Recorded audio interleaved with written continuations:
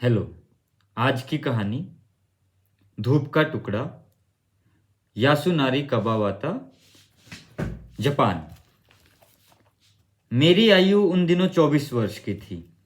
पतझड़ का मौसम था। सागर तट की एक आराम गाह में मेरी भेंट उस लड़की से हुई। यह प्यार की शुरुआत थी। उस लड़की उस लड़की ने एकस्मात अपना सिर ऊपर उठाया और फिर अपने चेहरे को किमोनो की आस्तीन के पीछे छिपा दिया। जब मेरा ध्यान उसकी इस हरकत की ओर गया तो मुझे लगा कि मैंने अनजाने ही अपनी पुरानी बुरी आदत को दोहराया होगा।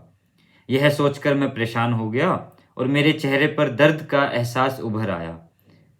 मैं तुम्हारी ओर टकटकी बांधे देख रहा था। क्यों, यही बात है ना? हाँ, किंतु यह बुरी नजर नहीं थी। उसकी आवाज कोमल थी और उसके शब्द स्वाभाविक थे। मैंने स्वयं को हल्का सा महसूस किया। किंतु मेरे इस प्रकार घूरने से तुम्हें कष्ट हुआ होगा। नहीं, ऐसी कोई बात नहीं, तुम चिंता मत करो। उसने अपने किमोनो की आस्तीन चेहरे से हटा ली। उसके हाव भाव से लगता था कि उसे अपना चेहरा दिखाने में शर्म महसूस हो रही हो। मैंने अपनी गर्दन घुमा ली और समुद्र की ओर देखने लगा। अपने निकट बैठे लोगों की ओर घूर घूर कर देखने की मेरी पुरानी आदत है। मैंने अनेक बार अपनी इस आदत से छुटकारा पाने के बारे में सोचा था, किंतु अपने आसपास के लोगों के चेहरों की ओर देखने से मुझे अजीब सी बेचैनी होने लगती। पर जब मेरा ध्यान अपनी इस घूरती नज़र की ओर आता, मुझे आत्मग्लानि का एहसास होने लगता। शायद मेरी इस आदत के पीछे मेरे बचपन की कोई घटना थी।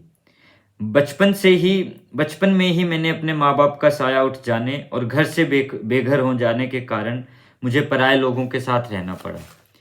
इसलिए मैं उनके चेहरों के हाव भाव की पड़ताल करता रहता था। शायद यहीं से मेरे घूरने की आदत की नींव पड़ी होंगी।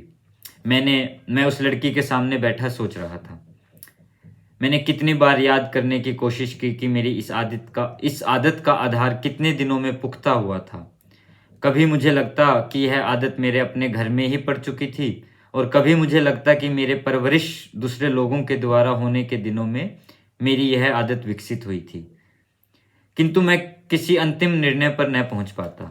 पर खैर, जब मैंने अपनी नज़र उस लड़की पर से हटा ली तो मेरा ध्यान सागर तट पर फैली पतझड़ी धूप की ओर चला गया। धूप के इस टुकड़े ने विस्मृत हुई एक घटना को ताजा कर दिया। अपने माँ बाप की मृत्यु के पश्चात मैं अपने दादा के साथ रहने लगा था। अपने दादा के साथ उस घर में मैं 10 वर्ष तक रहा। मेरे दादा दृष्टिहीन थे।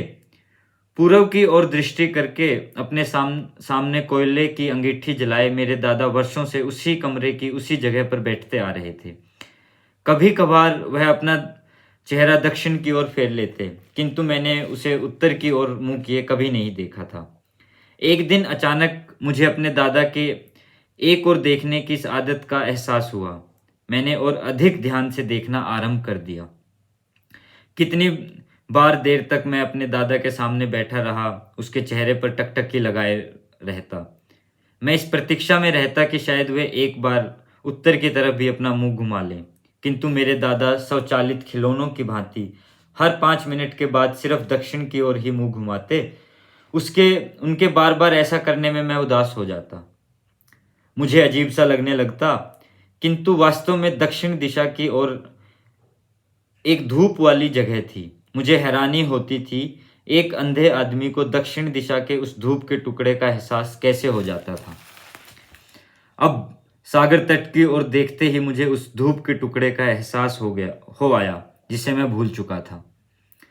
उन दिनों मैं अपने दादा के चेहरे को घूरा करता था और इच्छा करता था कि वे उत्तर दिशा की ओर मुंह घुमा लें।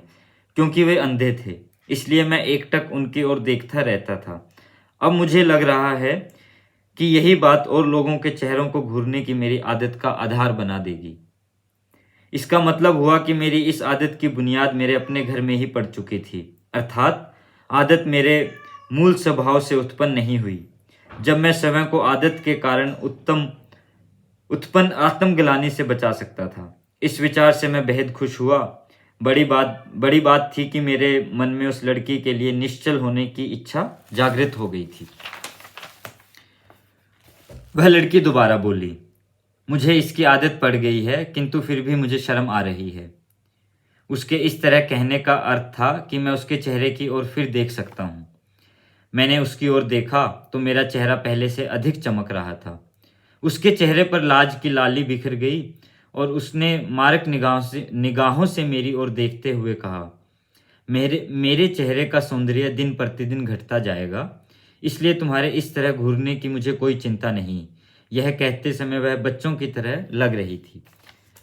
मैं मुस्कुराने लगा। मुझे लगा जैसे हमारे संबंधों में विशेष प्रकार की निकटता आ रही हो। अकस्मात मेरा मन हुआ कि मैं उस लड़की और अपने दादा की स्मृतियों को साथ लेकर सागर तट पर फैले उस धूप के टुकड़े के निकट चला जाऊं। Thank you.